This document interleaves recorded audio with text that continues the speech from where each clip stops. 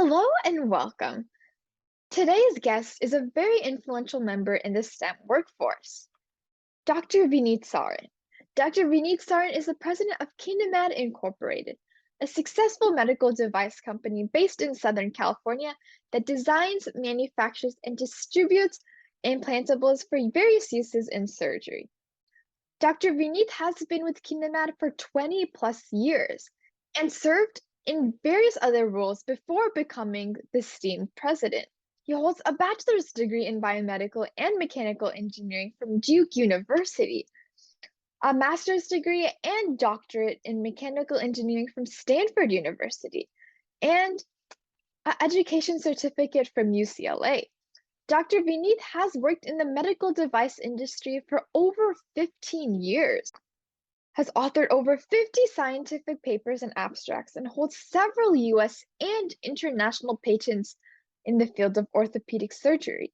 Please welcome Dr. Vineet Sarin.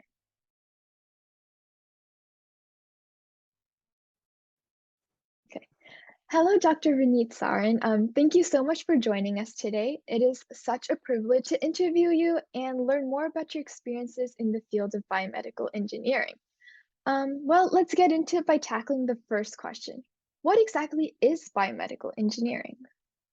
Sure. Well, thank you first for inviting me. It's a pleasure to join you and reach out to your group. Mhm. And I think you're doing a very good service here, and hopefully everybody will benefit from what we are talking about.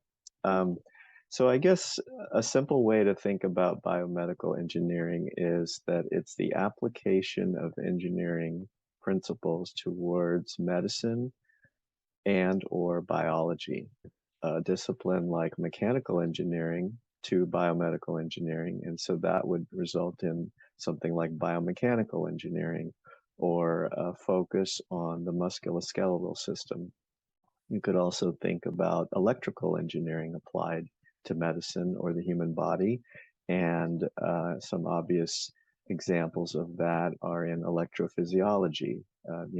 Many systems of your body rely on electrical pulses to function. Your heart is one example. Um, there's also applications of things like chemical engineering to the human body. That would be biochemistry or biochemistry engineering. So um, another way to help think about it is when you go to the doctor or if you've been to a hospital and you see examples of technology that are being used either in the doctor's office or the hospital. So if you've ever had an X-ray or a CAT scan or an MRI or an ultrasound, those are great examples of engineering and science disciplines being applied to the human body. And there are examples of many applications, I should say, of biomedical engineers getting involved in those types of technologies to help patients, for example. Um, if you've ever been in the hospital, they will attach a sensor to your finger to measure your blood oxygenation.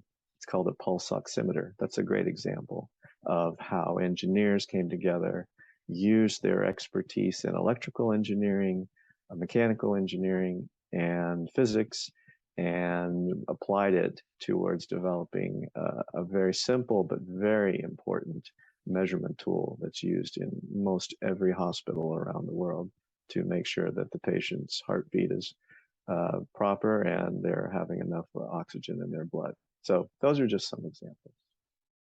Yeah, that's great. So what I'm getting is biomedical engineering is really taking problems and building innovations to help doctors just working in their own field. So just like providing doctors materials. So I was just wondering, why is biomedical engineering such a great field to go into?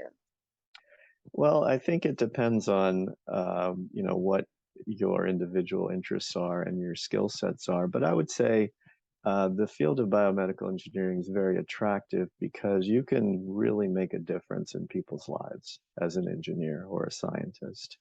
And there's lots of careers to go into and lots of careers that are intellectually challenging and can be rewarding from a financial point of view as well. but there are not that many careers where you can say that you really made a positive impact on somebody's life and in a very tangible way. For example, patient is sick, they need treatment. Biomedical engineering technologies can help fix that patient and get them back to their normal life and activity. Yeah, I think that's a great way to look at it because like most people they think doctors are the ones who do most of the curing, but biomedical Hmm. engineering they create all these innovations so Hmm. doctors can use them on patients. And Yeah, just it's a very close collaboration that yeah, people in my field have. In particular, I run a medical device company, and so we work very closely with doctors and surgeons and researchers to help improve technologies and treatments. So, we couldn't do what we do without them, and I'd like to think that we really help them do what they do. So yeah. it's a very healthy collaboration. Mhm. And I think it's also a good career path for those who don't necessarily like patient to patient interactions, but Hmm. rather like building stuff and innovating. So I think that's a great option for people like that. Hmm. Yeah. So I kind of want to take you back to your past and just what were your experiences growing up that really made you interested in the field of like biomedical engineering or the intersection of engineering and biology? Sure. So growing up, I always actually wanted to be a doctor. And I guess thinking back, I was very interested in how the human body works. So when I got to high school, though, I found that I really enjoyed the math and science courses. And it was the problem solving aspects of those courses and classes that really captured my interest.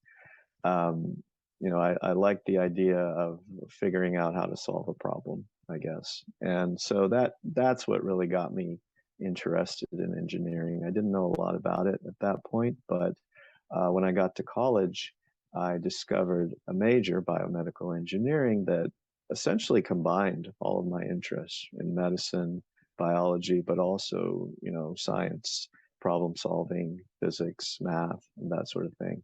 So for me, it was a great combination of different areas that I was already interested in. Um, I guess I also had an accident when I was 12, and I knocked out my two front teeth and had to have surgery and implants and artificial teeth put in. And that's actually the teeth I have today, Oh, still, wow. all these years later. And so I guess on some level, that got me interested in the field that I ultimately ended up in, which is orthopedic implants. Yeah, that's a really interesting story, actually. A lot of people, they wouldn't know that like these materials, what you're doing, like implants and stuff like that, that's actually what a biomedical engineer does. And so Right. I think that's a really cool backstory. And many wish to be standing where you are today by going to like top universities like Duke, Stanford, and UCLA. Um, and you're leading a very successful company as well. So I'm sure along the way you've met some influential mentors that have inspired you. Can you kind of just like give some idea of who these people are and how you met them? Sure. Well, I would say first and foremost, my parents instilled in me a real appreciation and focus on education. They emphasized hard work and education. So that was really the foundation. Um, I guess in high school, one of my influencers or mentors was my physics teacher, who was a former NASA engineer and NASA scientist. He worked on some of the moon missions from the 60s. And I guess what inspired me about him is that he was a very successful scientist professionally, but he came back to be a teacher. And he did it because he really wanted to give back. And I don't think he had to do it. I think he did it because he wanted to do it. And that always made an impression on me.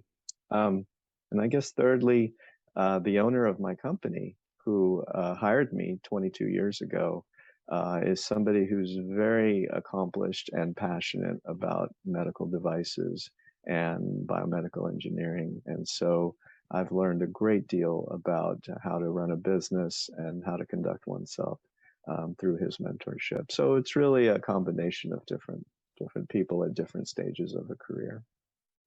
Yeah, I feel like a mentor, there can be a mentor in every aspect of your life, whether it Yeah, be work, just like having healthy relationships and stuff like that. So, um, for those who want to have a mentor but not exactly sure where to look, what do you think, can you provide some guidance on how to find one mentor? sure. Well, I think it's important to think about or try to identify what you would like to be doing in the future. What are you interested in? And then try to connect with people that you admire or that you know are doing things in those areas. If it's a family member, try to talk with them either at social gatherings or set up one-on-one discussions, but try to pick their brain and find out, their story and what they think is important to be successful and how to go about doing that. Similar questions that you're asking me, you could be asking, family members, people that you admire.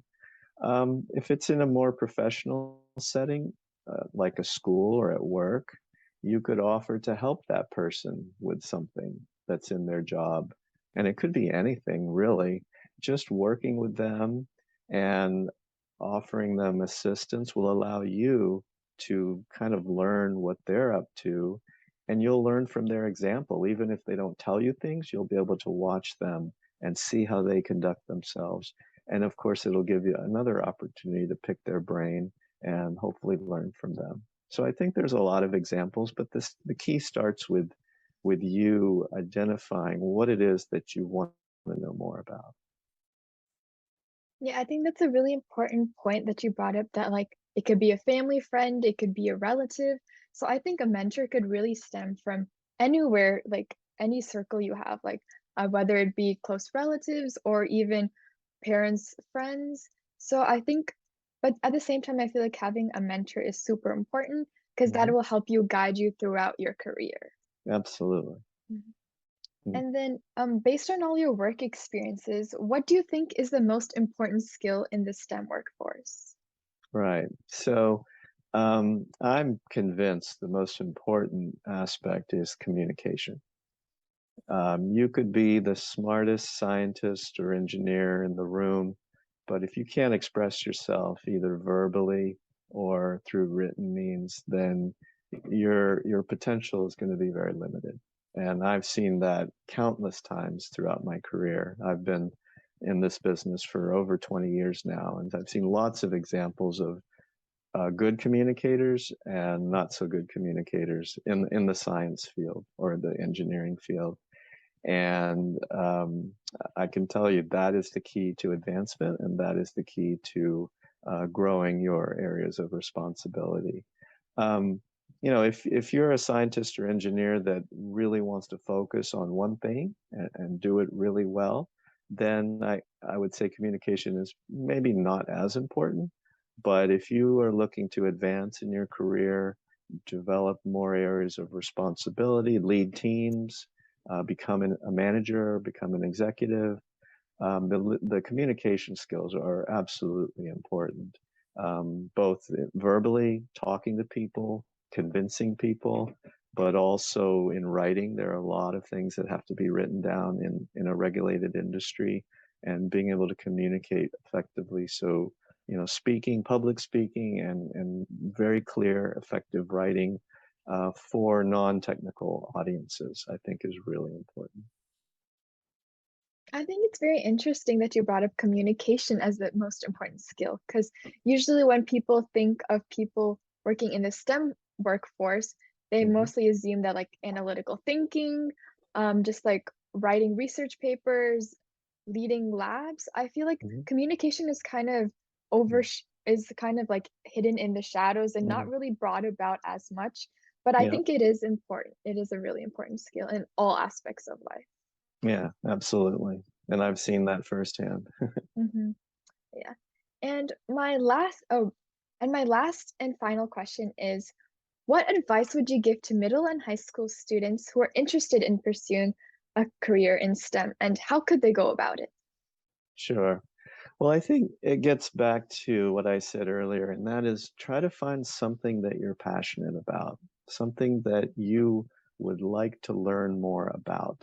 a subject that you would like to learn more about. And something that the more you learn, the more you want to learn, because these areas of science, STEM, they're very deep. There's a lot of different aspects of it. And so I think for somebody who's in high school or just starting to enter college, somebody like yourself and your peer group, um, trying to identify what it is that you want to know more about. I mean, nobody expects you to be an expert at this point in your career. So I would say try to get a basic understanding. Once you identify what it is you want to learn about, try to get a basic understanding of that subject and the many different aspects that that subject entails. Um, if it's biomedical engineering, there are lots of subspecialties within biomedical engineering. And so having some basic understanding of all the options out there and how biomedical engineers do what they do or even what they do, I think at this point in your career, that would be very, very helpful because you don't know what you don't know. And so you may think you know, but you may be oblivious that there are other areas of science and engineering, or even other careers entirely, that you may find interesting had you taken the time to learn about them.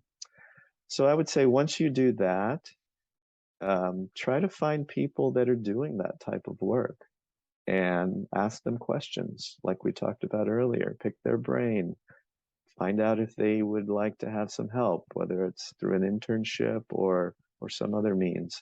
But spending time with those people, you'll see what they do. Hopefully, you'll be able to help them, and I'm sure you'll learn along the way. So that's what I would say.